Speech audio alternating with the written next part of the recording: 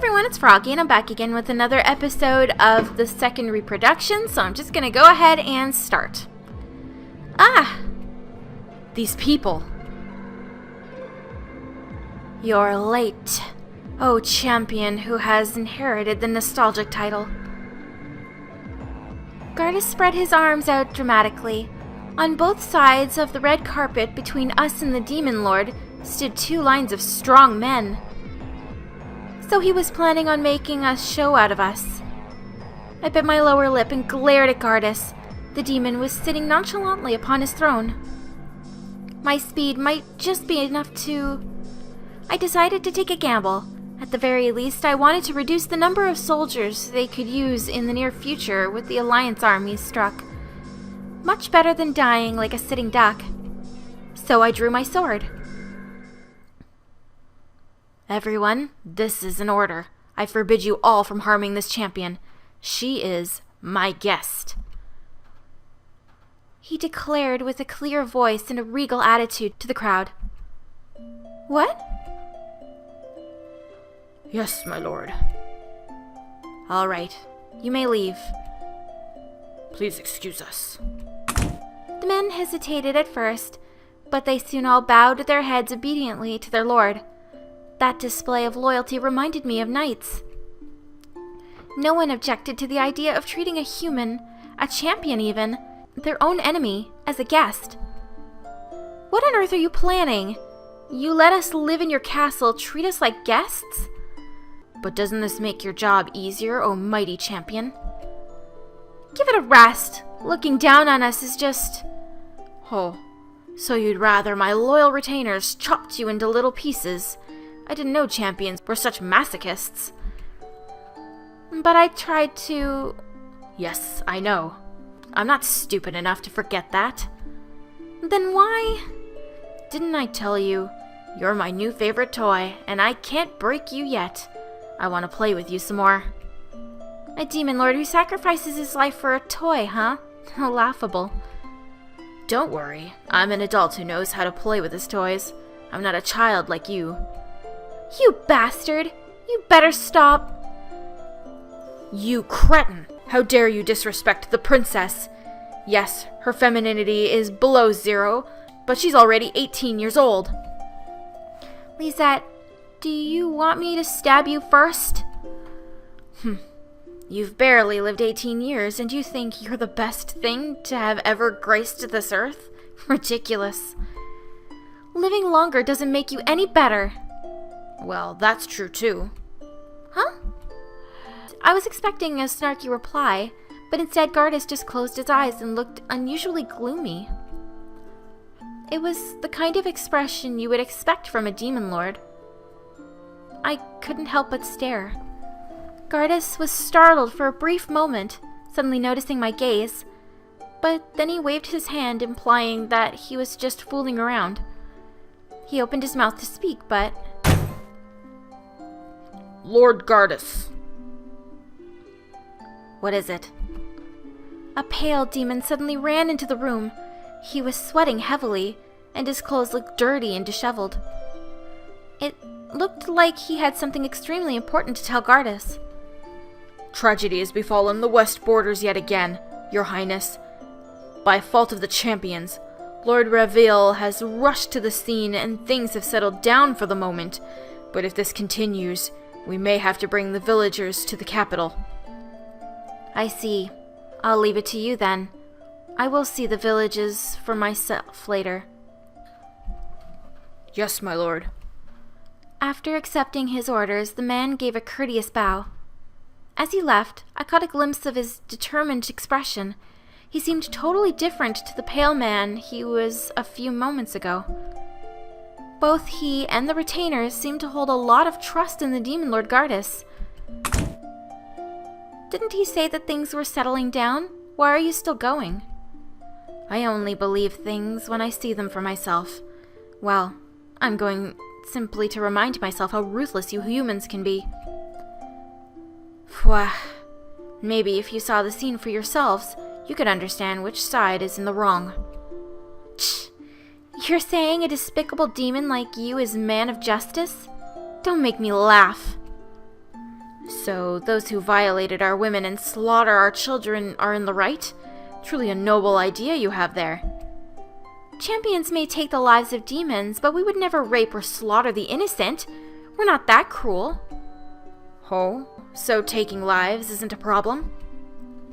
The very existence of your race is sinful. We champions exist to carry out the will of God and pass His judgment onto you. But just as I finished, my body seized up in terror. Gardas' replies had been sarcastic and playful before, but now his expression froze me to the core. It felt like the air itself would freeze over as he narrowed his dust-colored eyes. He didn't say a word. He didn't even snarl. He just glared at me. I could feel the full force of his anger. It was absolutely terrifying, 10 times worse than a roar of fury.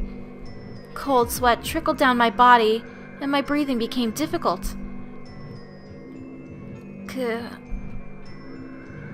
I didn't mean to infuriate him, but I had to stay true to my religious teachings. I couldn't just back down. So I gathered the strength I had left and shot a fiery glance back at him. To my surprise, it was Gardas himself who broke the silence.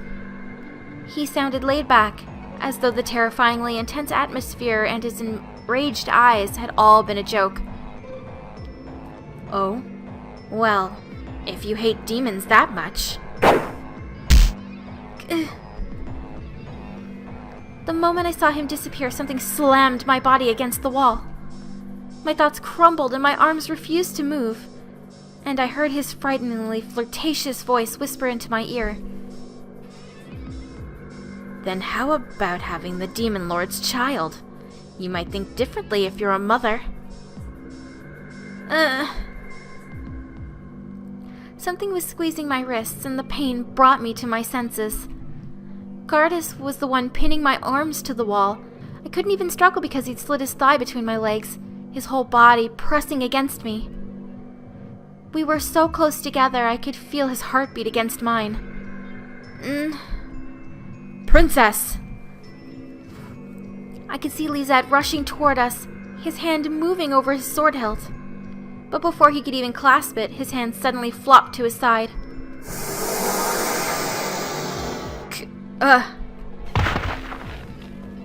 Dogs like you should shut up and watch.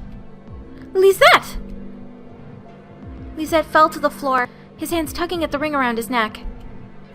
His forehead glistened with sweat as his limbs jerked and convulsed. You bastard! What have you done to Lisette? Oh, nothing. I'm just sucking out some of his life energy.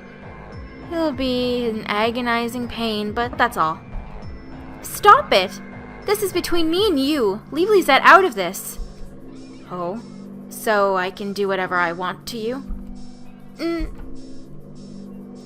He grabbed my breasts through my clothes, making my breath lodge in my throat. That forceful grope felt more like an attempt to crush my heart than a caress out of lust. Without hesitating, his wet tongue slipped through my lips and towards my throat, violating my body as I trembled from the shame and fear. You're right. Your body definitely doesn't seem like a child's. Let go of me.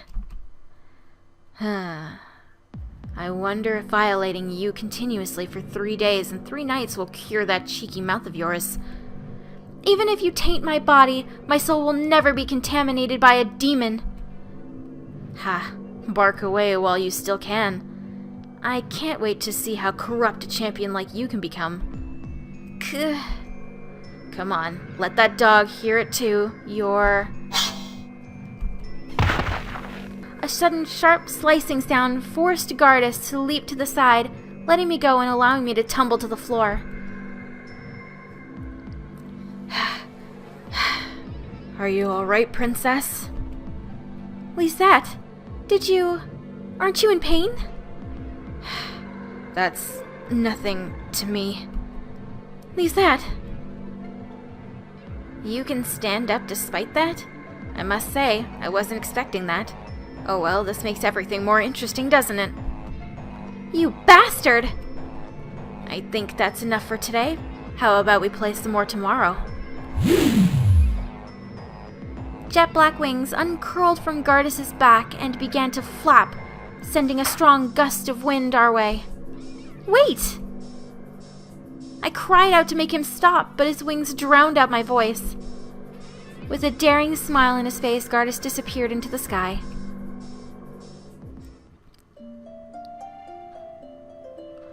I'm sorry, Lisette. He got us again. We were utterly defeated. Who cares about that? Huh? When that man laid hands on you, it felt like my heart had stopped beating. I'm so glad. So glad you're unharmed. If he ever takes away your purity, I'll tear him into pieces. I'll rip him up even if I have to make a deal with the devil. You're making too much of a big deal about it. It's just my virginity. It's not like I'd die or anything.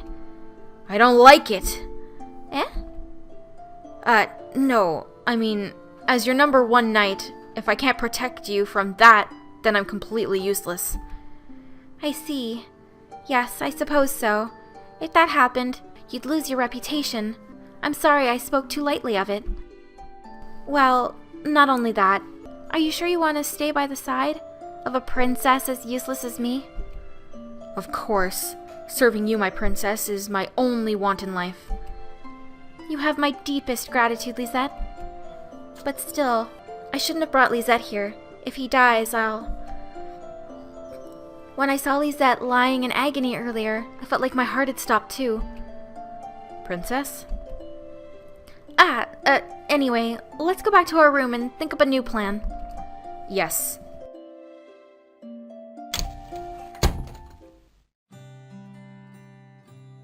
And I'm going to end this episode here for today. Hope you guys enjoyed it. If you want to see more videos like this one, then click the eye at the top and don't forget to subscribe. Thanks for watching.